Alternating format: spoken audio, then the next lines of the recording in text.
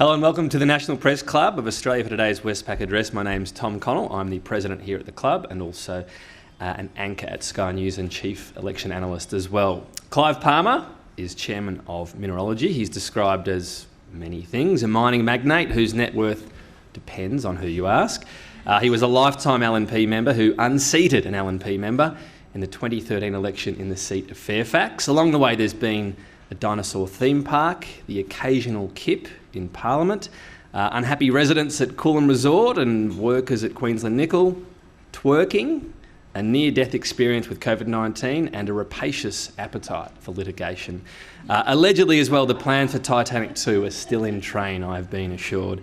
In recent years, though, his biggest impact on politics has been spending hundreds of millions of dollars on political campaigns, keeping fact-checkers busy, perhaps, and according to Labor, costing it, perhaps, a winning chance in 2019. He appears today as chairman of Trumpet of Patriots.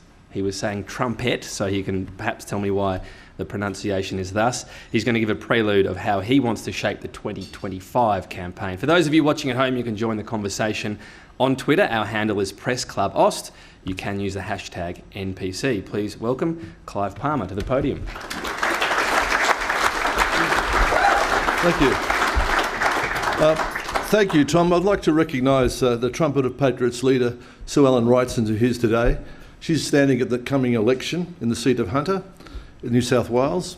And of course, Senator Ralph Babat, Senator for the United Australia Party from Victoria. The Trumpet of Patriots is a registered political party with an Australian Electoral Commission. We will stand candidates in the House of Representatives and the Senate in the 2025 election. The party believes in many of the policies similar to the Trump administration, which we trust will be effective in bringing the United States back on track. On the 25th of March in Newcastle, Sue Ellen Wrightson will be hosting Tucker Carlson live from the United States, one of the highest anchors ever rated in the United States in cable news programming. Tucker now runs his own successful media channel at the Tucker Carlson Network, where he has interviewed some of the world's biggest personalities, Donald Trump, Vladimir Putin, and many, many other world leaders. Tucker's support, together with Elon Musk, played a key role in the election of President Donald Trump. Not only will he be joining us in Newcastle, we'll be undertaking a tour right across the country in all the capital cities where Tucker will beam in from the United States, give a speech, comment on our elections and what our policies could be. We'll also be joined by former Reagan White House staffer Dinesh D'Souza and filmmaker, which many of you will have seen his film in the last visit from Tucker with me and the Freedom Tour that we did last year. We think that tour will offer a compelling insight into some of the issues. One of the things about politics is that it can be extremely boring, especially when you're dealing with politicians. The Trumpet of Patriots believes it's time to throw out the politicians, to look at policies that are best for Australia and how we can reinvigorate the nation. At a recent Telereach poll conducted in February the 18th, 2025 and released to the media in February 26, support for the Trump policies and others was over 20%.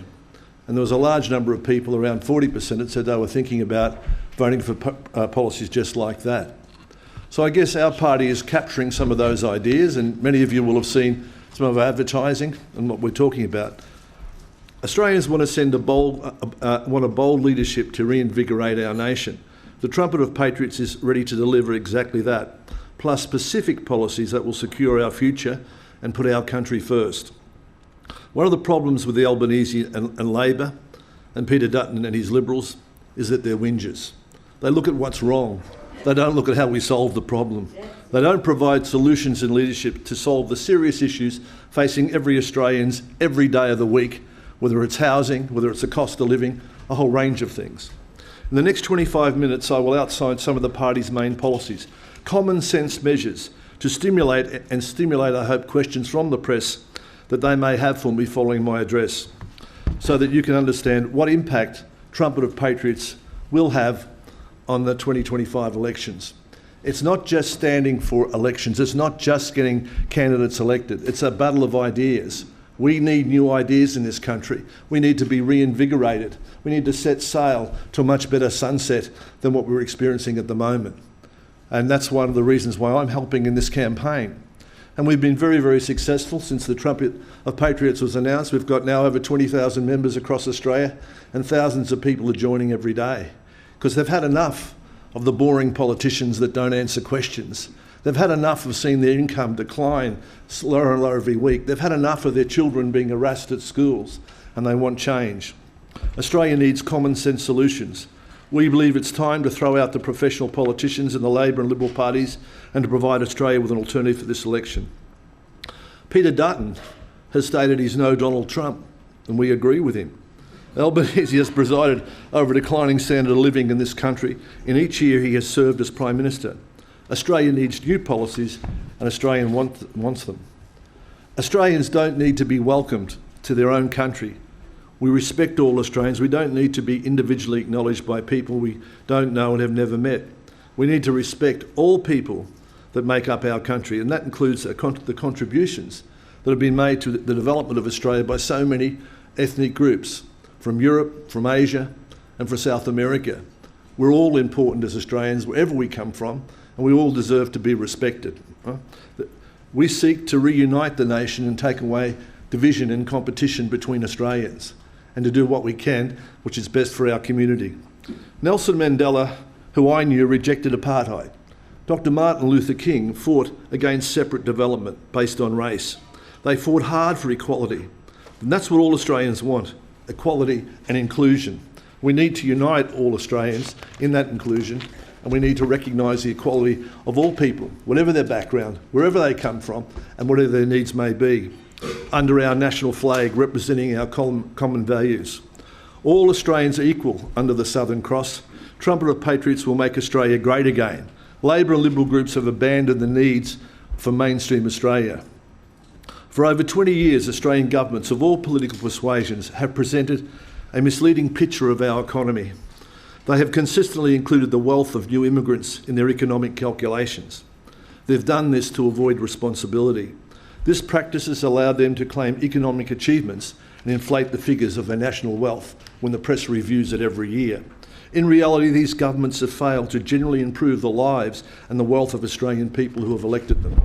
Instead, they've overseen a decline in the standard of living for many prioritising the interests of others. Too much immigration beyond Australia's capacity overwhelms our housing and our infrastructure, our roads and our schools and hospitals. It creates congestion and destruction of communities. Australia should be for all Australians living here. That must be our first priority.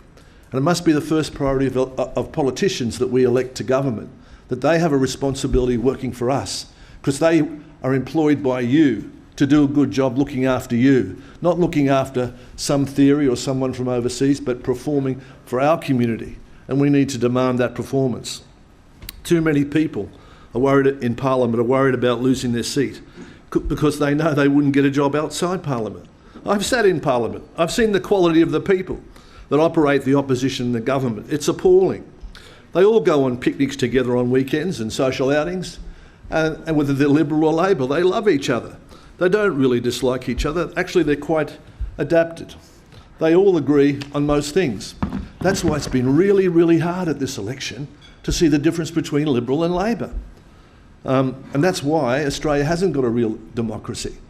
So with the Trumpet of Patriots, we're saying, what's wrong with having a policy debate about some of our ideas? What's wrong with looking at whether we can make this country better? Isn't that what politicians are supposed to do? And that's, you know, we've had a uniparty for many years. And that's why they haven't brought the hard questions to government departments they should have. That Elon Musk is doing in Washington at the moment. Elon Musk's team has uncovered nearly $5 trillion of waste in the US government in an annual budget of $35 trillion. So that's a pretty high amount, and he's still going. They've been paying Social Security for people who are 150 years old. And it's a bit crazy. Don't think the same thing isn't happening in this country. It is. And the people who are suffering are the population.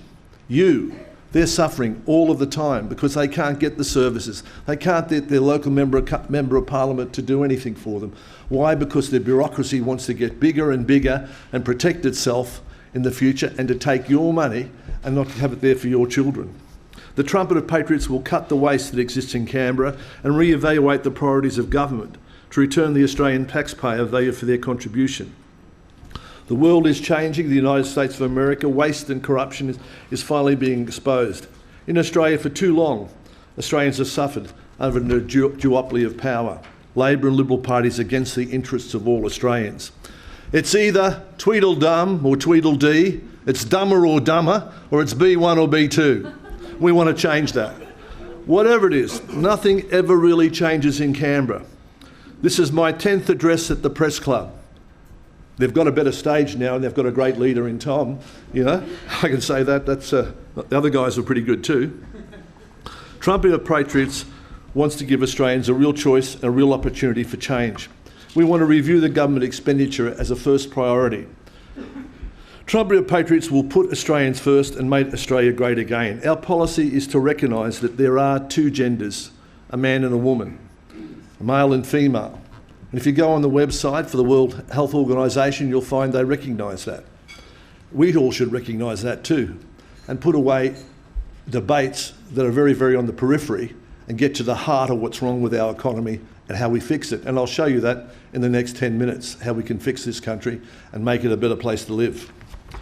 We don't want women in sports, men in women's sports, especially boxing. All children should be entitled to a normal, safe environment in our schools and public toilets.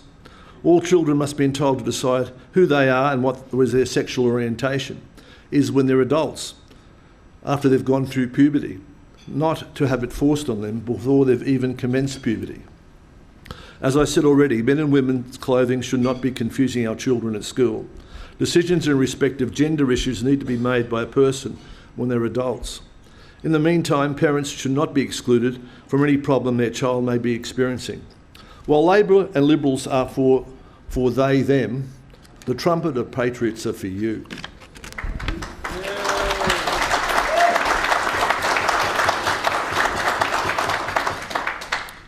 One of the most pressing needs for Australia since Federation has been the need for capital to develop our country. Australia's always been an importer of capital. That's why foreign investment has been so important for our country. In the first decade of this century, Australia looked to China to provide investment in the form of equity and loans to Australian companies and projects. That experiment has compromised our economy and our national security. Yet today, Australia has the world's second biggest super funds, with nearly $5 trillion of funds under management. The Australian government encourages contributions for your superannuation by setting a much, much lower tax regime for those contributions, for all Australians to make contribution to those funds. But the government, us, the people of this country, get little back in return. Most of the super funds, the majority of them, are not invested in this country. They're invested overseas, in the United States of America, in Europe and in Asia. Imagine if we could capture those funds and bring them back to our country and reinvigorate our nation and develop some of our projects. We wouldn't be exporting iron ore at $100 a tonne, we'd be making steel at $3,000 a tonne. That's the difference. That's the jobs we would make, and that's the value we'd create. We'd stimulate the economy here rather than in the United States and Europe. You'll remember that notorious guy, Kevin Rudd. He recently held a forum in Washington and he brought with him government ministers and he brought with him all the Australian fund managers, and he promoted investment, not in Australia, not in our country where the money comes from, not where you vote for your government, but in the United States of America and in Asia. He was asking our fund managers to invest in Asia, and unfortunately the media didn't cover it from the right angle. It wasn't a question of us going to the United States saying, you can take our money. It's your hard-earned money. It should be spent in this country to protect your future, to protect our communities and to create growth. And there are projects in this country you can invest in. Don't believe the mediocre fund managers. You know, and projects I've had have invested over $18 billion. Our technology at Whyalla Steel Mill is hopeless, but the government's going to stick in another $2.5 million to try to protect it. They should pull it all down and reinvigorate it with a new project. And they could do that if they had the capital here rather than putting it in Europe and Asia and other places. Why should China reign supreme as the world's superpower in manufacturing based on Australian iron ore? That's right. 90% of China's iron ore comes from Western Australia. You control that. Why shouldn't we put a 15% licensing fee on our own iron ore? There's nowhere else they can buy it. Do you think Xi Jinping and his government is going to give up the preeminent position in world trade because of a measly 15%? But you know what that would do? That would pay off our government debt. It's either going to be paid off by you in higher taxes, or it can be paid off in the vigorous application and demand for our resources. The trouble is we've got politicians with no experience, that have never done international trade, that don't realise how much we're losing. It's time to bring Kevin Rudd back from Washington. There are not too many ambassadors in Washington that have insulted the President of the United States. Kevin Rudd ranks alone in that. Australia needs an effective representative in Washington that can support our nation in its time of toil, in a time when our living standards are declining and when Australian people are going hungry. Likewise, our Prime Minister has insulted the President on more than one occasion, has not apologised for those unprovoked public attacks. Is it any wonder that the President won't take Mr Albanese's call? You know, is it any wonder that the Trump administration wants nothing to do with a person that calls the President of the United States dishonest? Is it any wonder that that's what you're going to get if that's the sort of person you elect? Right? You know, Australia has an abundance of resources. Rather than use them to manufacture end products, we export them, when we could be making 20 times the amount by processing them here in Australia, rather than in Asia. Wages in Japan are higher than Australia, and yet Japan has become one of the world's major economies and exports based on Australian resources and Australian energy. If we redirect our capital and invest in the processing our own resources, we can make Australia great again. And if we look at our public service and we look at our infrastructure, we can get it working better. And where the waste is happening, we can apply that for the needy and those that need our support. The simple reason the cost of living is so high is because Australians are being ripped off by the political system and the lobbyists that support them. We can bring down the cost of living by bringing down the cost of energy, capital and housing. There is no reason why the government continues to spend taxpayer funds on renewable energy and continues to ban nuclear power. We don't want the government to fund nuclear power. We don't want the government to fund anything, because we know it's going to cost 5 times as much as the Willis industry does it. But certainly, we should have our laws changed so that other forms of power can compete in this country like they do everywhere else. I find it difficult to accept that Australians are going hungry every night. My company recently donated $5 million to Food Bank recently, enough to provide Australians with 10 million meals. The Australian government only provides Food Bank with $1 million a year. Yet there are 3,700,000 households in this country which are having problems feeding themselves and feeding their children and having less than 1 meal a day. And that's a disgrace for our country.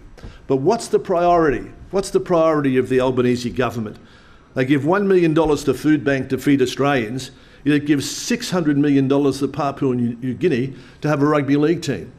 We've got to wake up in this country and wake up what's really happening. You're feeling suffering and hardship at the moment, but it's only a precursor of what's coming in the future. When we know that 3.7 million households in this country are experiencing hardship in feeding their families, this is a disgrace. Trumpet of Patriots, when elected, will ensure Australians don't go to bed hungry at night. The priorities of the Uniparty are not for Australians. The Trumpet of Patriots will put Australia first. You know, both Liberal and Labor have the same policies. They both have the multi-gender policy. I still don't know what the other genders can possibly be. They both offer the same funding for Medicare. You saw that happen very quickly when Albanese announced it. Dutton said, we'll do more, we'll spend $500 million more, but they didn't tell you it was for 2030. There's going to be another election before that. So they just pretended and tell you all this bullshit. Okay? And they both offered, and they both gave an undertaking to give a guarantee that the excise on our most important commodity, beer, would not increase before the next election. You know, I think it's more important to have a solution to the housing crisis than it is to have not to have an increase in beer. And we'll give you that solution in a minute. Right? The only difference they have in policies that Peter Dutton wants to establish nuclear power with taxpayer money, and Labor opposes any form of nuclear power and instead wants to continue subsidising renewable energy with your money and ensuring the price of energy in this country continues to climb, and that industry decides it can't invest in Australia and they invest overseas.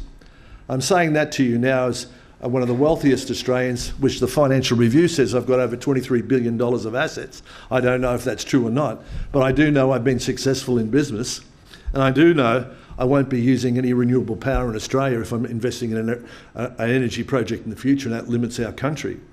Trumpet of Patriots wants industry at their cost, not yours, to be free to develop nuclear power. Let the market determine the best and lowest cost of energy for Australians, and let's bring down the cost of living. Let's now talk about the housing crisis across our nation and look at some of the solutions that have been employed internationally to deal with this problem. If we develop a fast train line 120 kilometres from our city, we can be back to our CBD in 20 minutes. And we can open up all of the cheaper land that's out in the western suburbs, the western areas of all of our cities, and we can still work in the city. We can have houses where our people will have a backyard, and the cost of providing that houses on that basis will be less than 50% of the average cost of Sydney housing in the moment, if we take Sydney as an example. But the need and the problem is there not just in Sydney. It's in Melbourne, it's in Brisbane, it's right across this country. And we need to develop a policy like that. That'll bring the actual cost of new housing down for Australians and provide them with a home for their family and a smaller community that they can relate to each other, and government should be leading that charge. But secondly, we've got to look at how do we finance these housing for young Australians that may be not as wealthy as all of us, or as me anyway, right? We look to changing the law so that 30% of your superannuation can be accessed to use as a deposit for a home. Everyone has got superannuation locked up, yet it's certainly investment in your retirement if you can access that super for your home. That should be happening immediately. That solves the deposit problem. If we look at Australia's balance sheet and its rating in the world, it can borrow money and make that money available at no more than 3%, still make a profit on it to all Australians for long-term housing. That's been done elsewhere.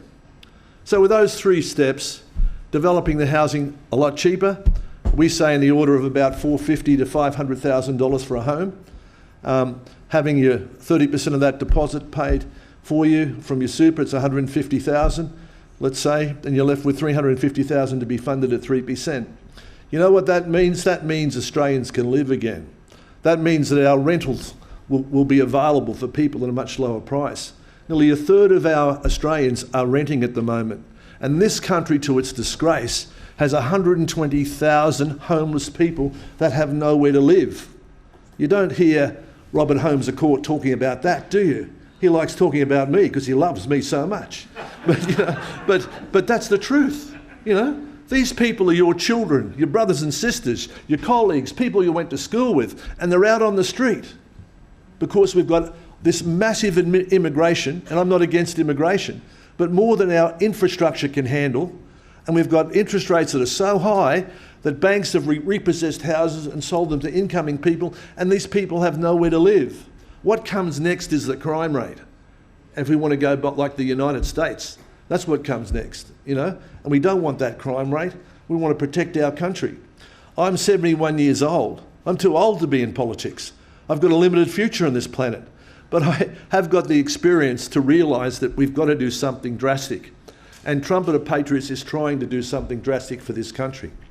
We may not get there, but we will try hard, and we've got some great candidates at this next election that are ordinary people, ordinary Australians that haven't been corrupted by being in Parliament, that don't have to rely on done deals to be endorsed, that don't speak in different languages. So I think that, you know, I hope that you'll all support us at the next election. Right? So I've talked to you before about Australia's debt, how it's crippling us, and how we can solve that debt problem by introducing a 15% licence fee on our iron ore. You know, there were licence fees in the 1960s on our mineral resources before, but we abandoned them. We did that because our two biggest countries, BHP and Rio, didn't want them. They wanted to sell it cheaper. They just wanted to make more and more profit. Really, and they funded the Liberal Party, they funded the Labor Party too. They had both sides of the coin, and they wanted to keep the prices low. And they sold out on the Australian future. What was good for BHP was good for Australia. What was good for Rio was good for Australia. And they didn't want independent development. And they wanted to stop this country moving ahead. But now we've got to take hold of ourselves and realise that we're in a crisis, that we've got to do something now or it'll be too late for our country and too late for our children. So by placing a 15% licence fee on the export of our iron ore, we can say the debt's dealt with and we can deal with that problem straight away. We can say our housing crisis is dealt with by adopting the policy I just sent to you.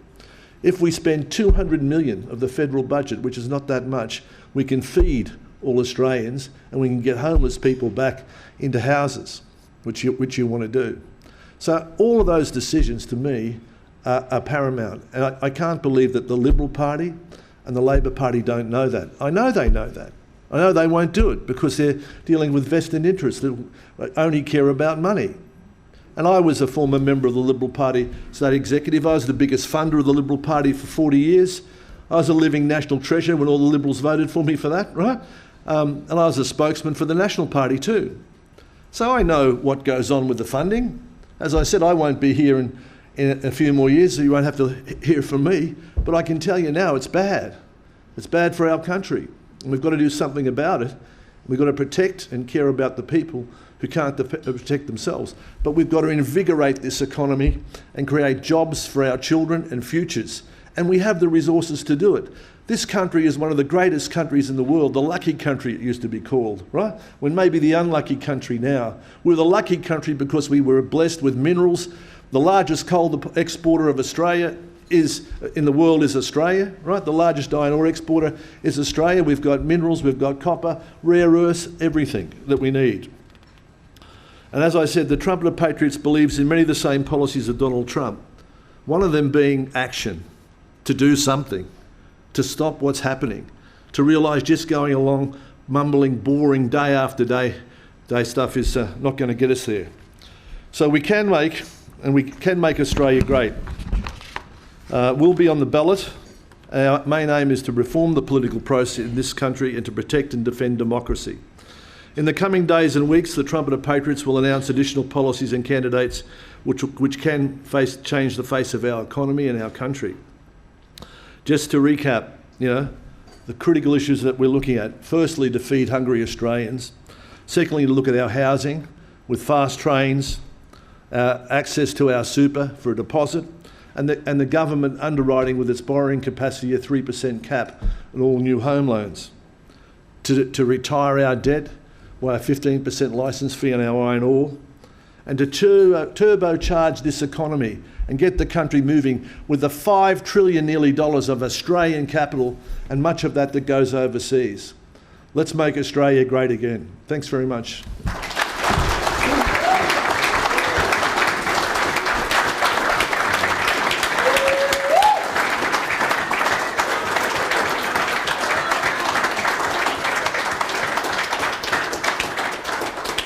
Thank you, Mr. Palmer. Before I go to the floor and my colleagues, starting off with my question. So you've announced today essentially a bigger role for Tucker Carlson in your party's campaign. Sure. I'm just interested in how you sort of square that. You're a self-described freedom lover, if you like. And for example, his much criticised interview with Vladimir Putin, obviously a dictator according to most analysts. How do you square those two things? Well, I basically think we should always have a conversation and dialogue with people we don't agree with. Doesn't mean we'll agree with them at the end of the conversation, but we'll understand more about where they're coming from and what they might more do to us. So I never criticise someone for talking to the other side, if you like, especially when you're dealing with things like war and where people are dying, They're all serious matters. If we put our head in the sand, we don't have a dialogue, we don't have freedom of speech, and the public should have a right to know, and every journalist should protect the public's right to know on what the issues are. And if we can challenge people like Vladimir Putin for some of his policies, why shouldn't we do it? Why should he be free from any sort of press examination? We know how he represses journalists in Russia. If Tucker Carlson can interview him and put some heat on him and raise some questions, why shouldn't we do it? I'd do it. I don't particularly like any communists. That's a personal... Do you think much heat was put on him, though? Yeah, I think it was. I think he had to reconsider what's happening.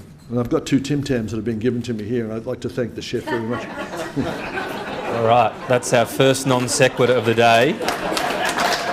Perhaps not our last. First question from the floor, Andrew Probyn from the Nine Network. Mr Palmer, Andrew Probyn from the Nine Network. As my dear colleague Tom was mentioning, you're a gift to fact checkers. So let me challenge one thing you said. You said you're 71.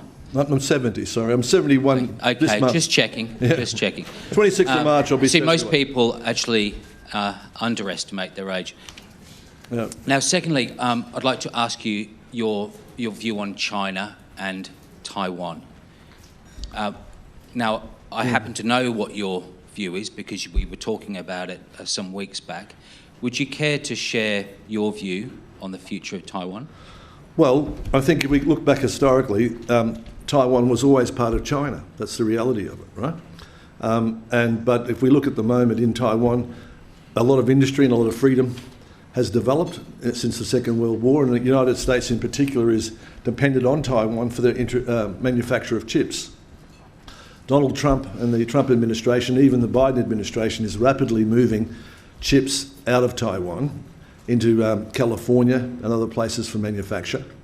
And if you look behind the scenes, that doesn't bode well for Taiwan's future, because once the American commitment goes, Taiwan wouldn't be able to defend itself, I don't think. So just extending that, do you believe then that Taiwan should be given back to China? I don't believe that anyone should be given to anybody. I think the people of Taiwan should have the right to choose who votes for them, who governs them. And we need to encourage negotiation and diplomatic resolution. Next question from Ben Westcott from Bloomberg.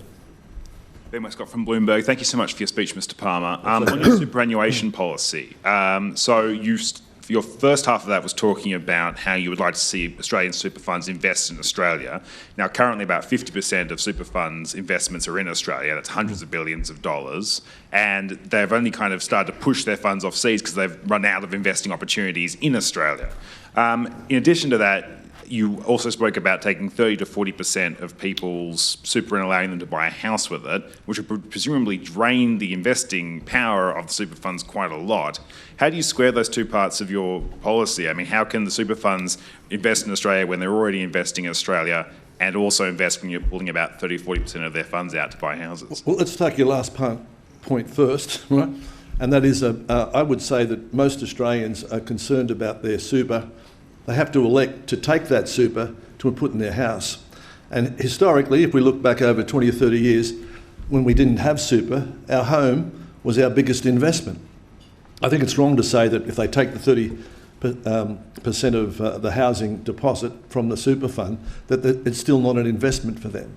But the difference is it's still an investment for them. They still get a return and a capital gain on it, but they also get a benefit, a social benefit, where they've got more stability in their home. I could well understand how super managers wouldn't like that policy because they're getting less commission, right? And they're more concerned about their commission. I'm more concerned about the country. I'm more concerned about the individual investor being the super contributor, that he has a good life and that he's not homeless. What good is it to have $200,000 in a super fund you can't access until you're 65 and you're homeless and you're 33 and got 2 kids? What use is it? And that's what you've got to ask yourself. I'm concerned not about they, them, but about you and your family and what's better for you. That's the first part of your question. The second part of your question, can you remind me just again, because I am old and I'm forgetting those things. Just about back to the Australian super funds already invest hundreds of billions of dollars in Australia and are starting to move overseas because they're running out of opportunities to invest. Yeah, well, I think that's the truth is there's plenty of opportunities in Australia to invest. You know, entrepreneurs, for example, are people who see opportunities other people don't see them. I see plenty of opportunities to invest. If I could go through them, for example, in Newcastle, if you look at Tomago Aluminium, which has been part of the Trump the tariff, right? Tomago accesses most of its power at a fraction of the cost that New South Wales people pay for power, right? We'd be far better to take that area and invest in a major steel mill, $10 or $15 billion project, which other countries do, because we've got the raw materials here in Australia, and we've got the skills, and we've got people that need jobs.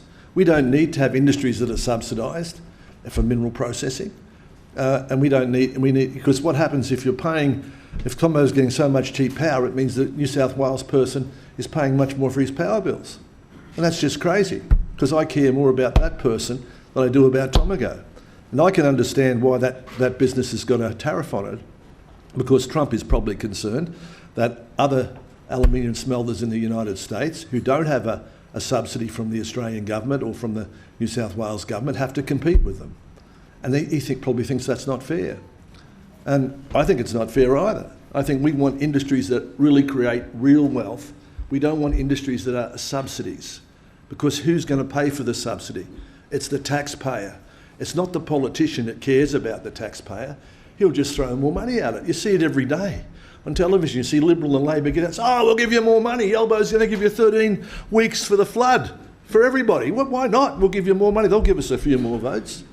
So that's how I look at it. I'd rather see investment. And I think you would get the demand of investment if the super funds were made to say you've got to invest in Australia a certain amount of money. It's got to be in these industries, and let's get the country moving. Thanks. Next question comes from Lucy Gray. Other one. Showed my wife the Tim Tam, so you can't stop me here. Mr. Palmer, Lucy Gray from Channel 10. Thank you for your time today. Your party is named after Donald Trump. You say you support many of his policies. Many of your policies mimic his. I wonder, have you spoken to him since you registered your party, or do you plan on seeking a call with him?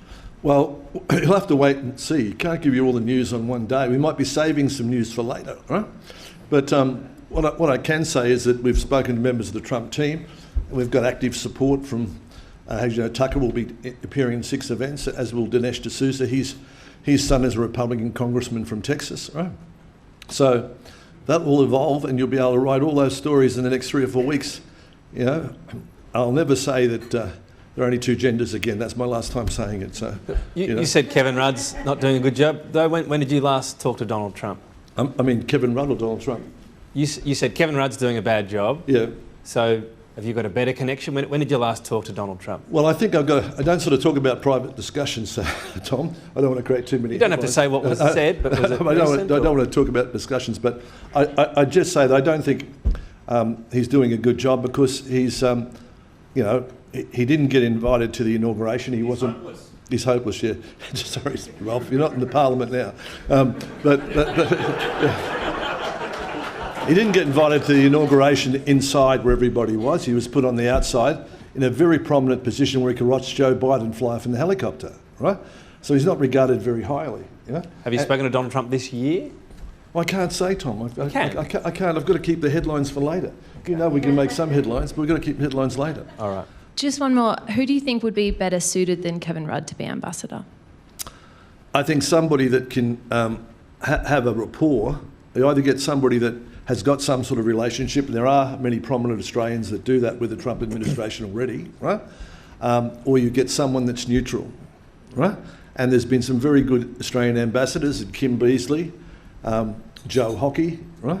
They've all been good ambassadors for Australia, even though they haven't called the president an idiot, you know.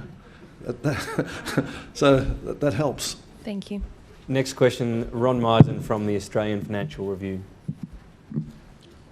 Thank you, Mr. Palmer. Ron Meisen from the Australian Financial Review. Yesterday, where you're standing, Simon Holmes at court talked about how at the last election he spent, or Climate 200 spent, about $25 million, and the success of the people that they got in Parliament, 6 candidates. You spent, I think, almost 5 times that and got 1 Senate seat. Why do you think there is that disparity? Do you think it's a case of people felt that they associated more with the teal policies, or do you think it was a case of your strategy in how you spent that money wasn't very good? Well, I think we spent that money because we had 2 purposes. One, to elect people to Parliament, and secondly, to criticise the vaccine in this country. And there are 25 million Australians, roughly a few more, but 5.5 million of them haven't taken the vaccine. So on that side, we say that campaign was very, very successful. And it doesn't mean that you expect to win, or that it does prove the point that money per se doesn't win elections. But what we know is at the next election, after this one, the Coalition and Labor will have $170 million to spend of taxpayers' money. And any new political party will have nothing. And that's the current legislation. So is that fair? Is that real democracy? And wouldn't you expect that party, with that uniparty with $170 million of taxpayers' money, your money, to win? And why wouldn't someone like me, who's got excess money, cares about our country, want to put that money in to create a debate in the country about some of these issues? What's wrong with that? It's my money. If I lose it, I lose it. I don't necessarily put the money in thinking we'll have candidates. But this election is different, because we said what would happen at the last election. And you remember the governor of the Reserve Bank had said, interest rates, they're not going to go higher. They're going to stick as they are. What happened after the election? They went higher and higher and higher. What happened? We lost homes. People got distressed. People are hungry. They're in the street. They know things are in trouble now. So it's a different election. And we've had the election of Donald Trump in the States. We've seen some of the things that he's done. Some of Australians relate to those things, and they think they need that sort of help here. So what's wrong with sponsoring democracy while you still can in this country before it's abolished before the next election? Sorry. Next question, Sarah Ison. Mr Palmer, thank you for your address. I'd just like to ask you about the current leadership of the Liberal Party. You do sort of talk about Peter Dutton not being Donald Trump, that's fair enough, but how would you describe him otherwise as a leader compared to Scott Morrison, Tony Abbott, and how's your relationship with Peter Dutton? How much could you work with him? Well, Peter Dutton's been very critical of me when he was in the National Party in Queensland. He thought I was a bad guy, right? I haven't had much to do with Peter Dutton since that time, right? But I think if you talk to any Liberal, they would say Peter Dutton's greatest achievement is keeping the Liberal Party together. I don't know if you've heard that around the press club. That's his greatest achievement. I don't think that passes the pub test for Australians. They really don't care if the Liberal Party fragments like it has in Western Australia, where it's only got a few members of Parliament. They really care what happens to their family, that they can pay their bills, that they can afford to feed their children, and that's what they're worried about. So in facing those issues, I think both Labor and Liberal are just talking in nothings. And that's why there's an undercurrent. If you look at the Liberal vote and you look at the Labor vote, it's a soft vote. Talk to any pollster. They're ready to change. And I think if we put these propositions to the Australian public, why shouldn't they have a chance to decide for themselves about these sort of issues? Labor won't raise the issues I've raised today with you. Liberal won't raise them because they know they can't do anything about them. They're controlled by lobbyists or trade unions or other people that have got vested interest. My vested interest is with this country and with the people that are here. And I'm not standing for election, I've got nothing to lose. I could lose another $100 million out of this election. Well, that's okay, but I think democracy is important. Just a cheeky quick one, sorry Tom. Whatever happened to Titanic 2.0? You're going to rebuild that? What's going on? Well, we were ready to get going with it, and Harland and Wolff, who built the original Titanic, went into liquidation 6 months ago. So we've now got to find another shipyard to do it. It took us 7 years to design it all. But we'll keep going with it, We'll keep going. We don't give up easy. Thanks. On the criticism from a lot of LNP members, a lot of that stemmed from what happened over Queensland Nickel. Can I ask you this? So your nephew Clive Mensink is set to stand trial in his absence for contempt of court over the liquidation. He's obviously in Bulgaria. Are you in touch with him? What's his state of mind? Have you told him he should come back? Yeah, I've talked to him every few months. He's my nephew. He's a member of our family. He hasn't done anything wrong. He's totally innocent of that charge, which was pushed up by Malcolm Turnbull and his lackeys. So will he come back to all of that stuff, like legal warfare, like Trump's face? Let me just say this to you. And when Qantas was going to be privatised in this country, I sat with the Prime Minister, Malcolm Turnbull, and he wanted us not to use our votes in the Senate, right, to block it being privatised, and sold 100% to Alan Joyce's mates, private equity guys from China. And I said, Malcolm, I don't think we can support you. He then told me, you should be very careful, Clive, the government can do anything to you if you don't support me. That's what he told me, and that's what the government's been doing. So Mr Mensink won't be coming back at all? You're not encouraging him? It's up to him. He's fallen in love, and love's a wonderful thing. But certainly, This is another press beat-up, really. There's nothing against Mr. Menzies. He's innocent. He hasn't done anything wrong. He's got nothing to worry about. Next question from Pablo Vinales. Hi, Paolo. Hi, Pablo Vinales, ABC News. You've expressed your admiration for Donald Trump. You're trying to emulate some of his policies here in Australia. So do you believe the imposition of tariffs on aluminium and steel imports will actually be beneficial to his voters, and should Australia retaliate? Well, I don't think it should retaliate, because I think it's really beneficial to us, because it'll put the focus on our steel and aluminium industries. And we'll realise our steel technology is 100 years old, needs replacing. Throw it out. Get some good stuff that we can compete with the Chinese. Don't let them take all of the market. That's a good thing. And it'll raise the question is, why should New South Wales taxpayers be paying all of the energy for Tomago smelter? Why do we need to subsidise things? Why can't we do things and create wealth? I think we need to change out the way we think, that we want to make real wealth. Because the only growth that Australia's had for 25 years has been the influx of immigrants' wealth to this country. And every year, Labor or Liberal will get up and they'll say, well, we've got a growing economy, isn't it great? But all the Australians are saying, well, hey, my position's getting worse, how can we be growing? Sorry. Is it a fair way, though, to treat an ally like Australia, though? You clearly... I think it's a storm in a teacup. The amount you're talking about totally of trade is $500 million, right? The tariff on that would be like $125 million. That's chicken feed when you look at the $29 trillion trade issue. That's designed to divert you from the real issues. The real issues is that we should be looking at the 15% tax on iron ore and get rid of our debt. You know? That's a real issue. Why don't we just do that? That's a lot simpler. Why worry about the $100 million that he's putting on Tomago because they get subsidised by the New South Wales government and their power? I mean, we don't want industries that are subsidised, because you pay for it. Next question is Josh Butler from The Guardian. Hi, Mr. Palmer. Josh Butler from The Guardian. Thanks for your speech. My question is pretty simple, and it goes to one of the earlier answers you gave. I'm interested in just why you're doing this. I mean, you said you've lived a full life, you've done very well for yourself, you can spend your money any way you like, obviously. But the last couple of elections, you spent a few $100 million and you've got one person. Only $100 million. Well, no, don't exaggerate them. Sure. Well, very large sums of money, and you've got one person elected. At the last poll, you said Craig Kelly will be the Prime Minister, and no one was elected from your party in the lower house. You're not really getting any solid political power out of this. People aren't really enjoying your television ads, your spam text messages, and so forth. What is this all about? I mean, I'm interested in, like, obviously, is it just about to have opportunities like this at the press club or in television ads? Well, let me just answer your questions, because there's a lot there. First of all, I understand, I agree with you that people from The Guardian readers are not enjoying our ads at all.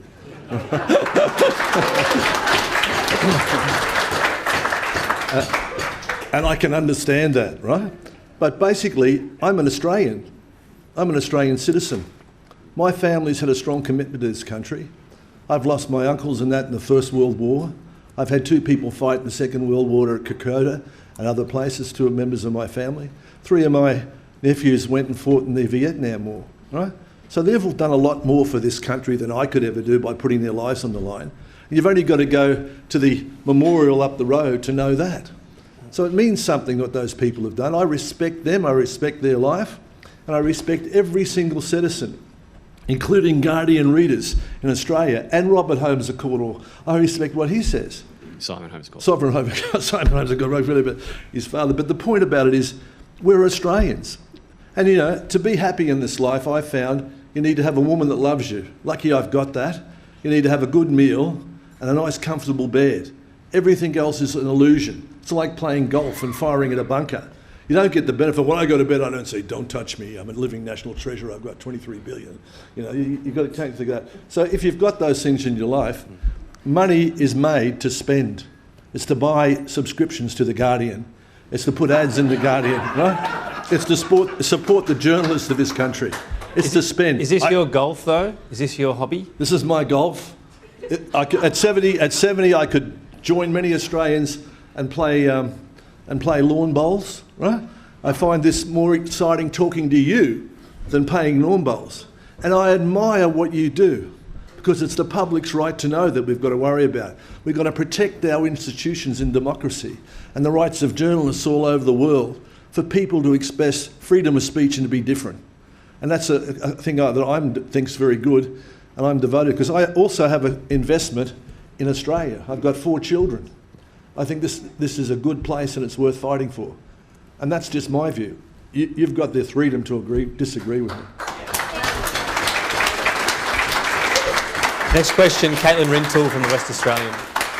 Thanks for your address, Mr Palmer. Caitlin Rintoul from the West Australian. Roger Cook has just delivered WA Labor to a 3rd term. Would you send your congratulations to Roger, and how does he rate compared to Mark McGowan? Well, I think Roger's a great improvement on Mark McGowan. We've been doing an international arbitration, as you know, about some of the things they did to me. And you'll find that Mark McGowan won't come out too good in the wash. But I think it's an outstanding result for Roger Cook. It's a warning to the Liberal Party to wake up and to start looking at issues that really affect Australians. And certainly Roger Cook has done that in Western Australia, and he's got a lot of public support. So I'd like to say, well done, Roger. Good on it. And we hope that the Liberal Party will follow your lead and care about the people too. And can I also ask, what's your campaign plans for WA ahead of the federal election? Well, we'll be standing in all the seats in the House of Representatives and the Senate, and they'll be announced in the next couple of weeks. We'll have Tucker Carlson beaming in from the United States for a monster event, which you can come and cover in Perth. We can't give you all the news. It'll be very exciting what he's talking about.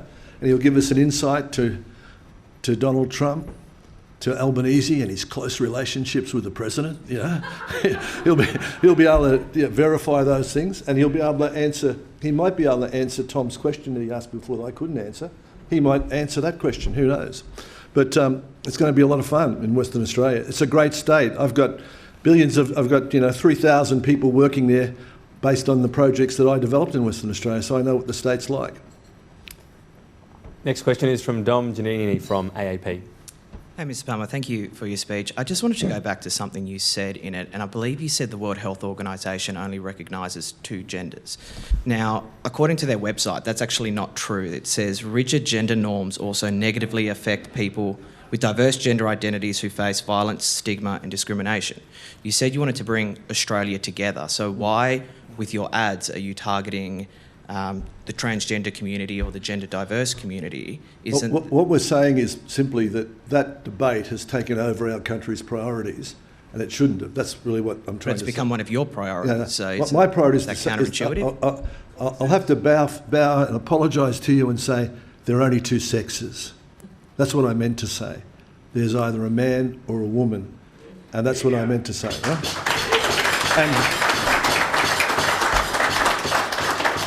And in all of my life, I've only ever experienced those 2 sexes. And on those ads, how much do you plan to spend at the upcoming federal election? As much as my wife will let me. Right? As much as she will let me, right? 50 million? What are we talking? I don't know. I've had 2 Tim Tams today. I think things are not looking good, but we've prepaid a lot of the ads, and I think we'll exceed the 50 million that Tom reckons. Who would you... Realistically, your most likely influence is stopping rather than getting your members elected. Who would you stop? Who would you prefer to stop? Well, I forming power after the election. Well, I personally think that we've got and it's up to the members of the party who they decide to give preferences to, if that's what you're talking about.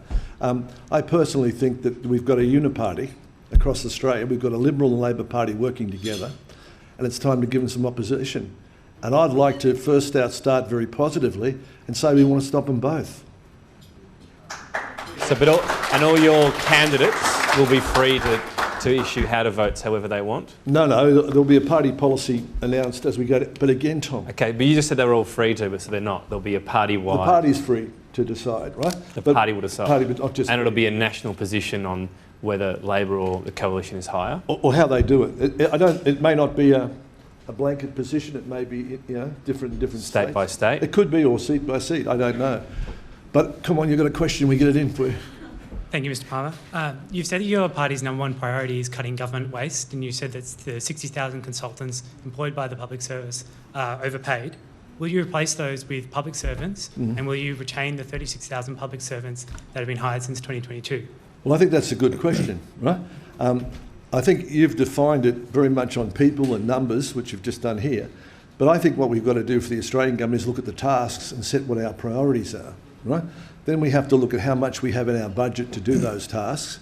Then we have to decide how efficiently can they be done at the least cost to the taxpayer.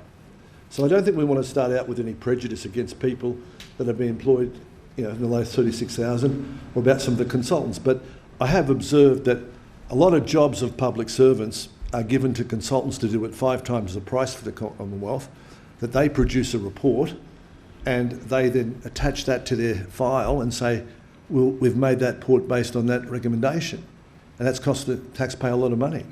So the general idea of hiring mass consultants, I don't agree with. I think we should be developing our own public service to be efficient and to be able to make decisions and recommendations. So if your number one priority is cutting government waste, how will you do that? Well, we'll review all those things. I won't be doing it, right? But I think the party hopes that its leader, Sue Ellen Wrightson, will set up a committee of people to review those things, bring together some of the most able minds in Australia, and start out with defining the task to be done and how it can be done. Whether some jobs can be amalgamated, or whether there, in some cases, might need to be more public servants for other jobs because it's costing the Commonwealth more by not having them done properly. So we just have to look at those things. I can't comment on those today because we haven't had the access like Elon Musk's had in the United States. Thank you. Thanks. Next question from Naveen Razik from SBS. G'day, Clive. From G'day. one Queenslander to another. God bless you.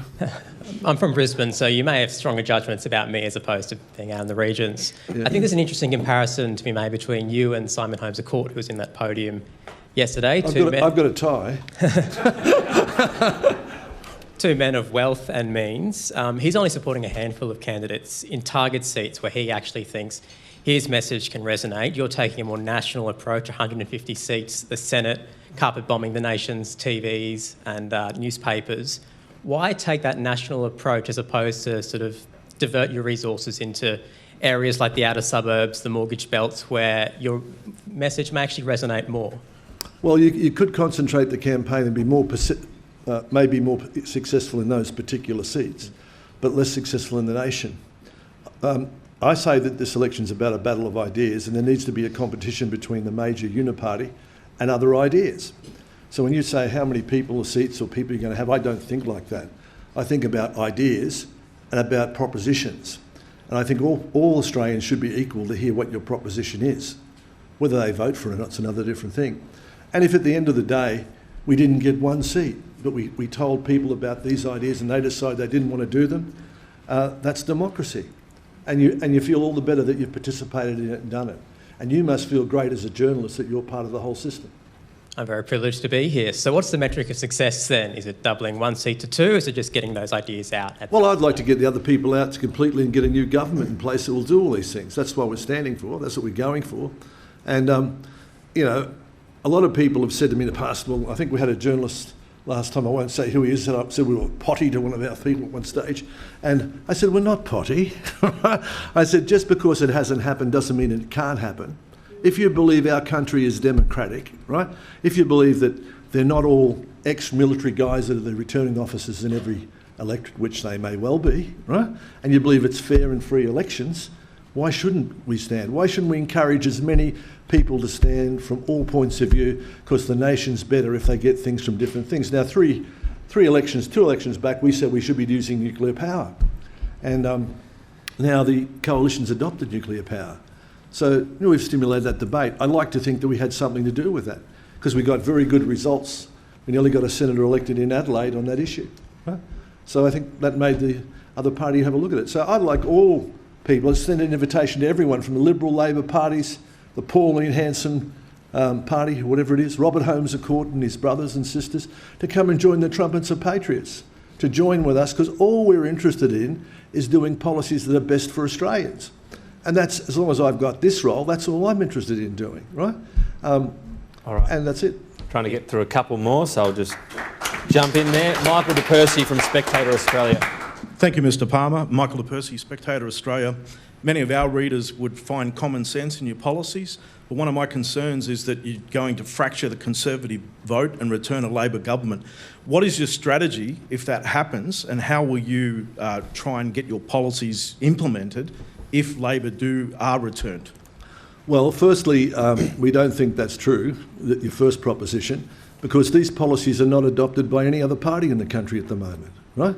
You may have people that notationally conservative that might get 0.5% of the vote or whatever, but they're not generally promoted, and they haven't got these sort of policies. So when a party stands, whether it's Conservative, whether it's Labor or whatever, it's what you're standing for. My view is the Liberal Party and the Labor Party are the uniparty. You mightn't agree with that. You might say, well, I like the Liberal Party more, right? I don't know what you say, but I'm just suggesting, right? But I think they're all bad. I haven't met a good politician yet that's not interested in getting re-elected, that wouldn't sell his mother and sister for re-election rather than do what's better for the country. And I've been in Parliament, I've sat there, I've met with all of them, right? They're not an impressive lot. I say, throw them out, throw them all out. And that's what I think should happen. I'm an Australian, and if I'll say that as loud as I can. Right. Okay, thanks. You. As much. Final quick question from Andrew Tillett. Sorry. Thanks, Tom. Andrew Tillett from the Financial Review and also board member here at the club. Mr Palmer, you're currently suing the Australian government for about $400 billion in Singapore through our ISDS causes because of decisions involving your mining interests. What's your message to Australian voters, Australian taxpayers who'll have to foot that bill if you're successful? Well, first of all, on the damage figure you mentioned, that'll be assessed by an international tribunal. So whatever damage that we've suffered by what Mark McGowan did, by taking away my rights to go to a court in Australia, by saying that he was exempt from the criminal law, which he said in his thing, that'll be assessed, the damage that I've had. Now, when we get those funds, I'm sure I can spend those funds better than the government can for the people of Australia. And if we do get quite a big award, you'll see new hospitals in many states, and we'll be feeding the hungry Australians in this nation. We don't have to be accountable to anyone, the bureaucracy or anyone. So you'd be a one-man government? Well, no, we'll be a one-man charity. And we'll care about this country. Right? All right, well, Nick Stewart's walked up anyway. Nick, 20 seconds. The National Disability Insurance Scheme has grown a great deal. Would you seek to cut that, and how would you stop people being eligible for it? Well, firstly, I don't think we want to stop people being eligible for it, but we want to review it to see whether it's very efficient or not, because that's all we can know about it from what the Liberal and Labor Party has said. So we've got to look at it and how we can look after those people more effectively, and we've got to see what priority we give to all these activities in the budget. I can't say that at the moment, right? Is that fair enough? All right, on that note, ladies and gentlemen, please thank Clive Palmer. Thanks very much. Present this to you. I'll get out of the way of the snappers. Membership, and has requested a pen as well. So you can add that to collection. Tom's just given me honorary membership of the Press Club, and I just wanted to bestow upon him honorary member of the Trumpet of Patriots. Thanks very much.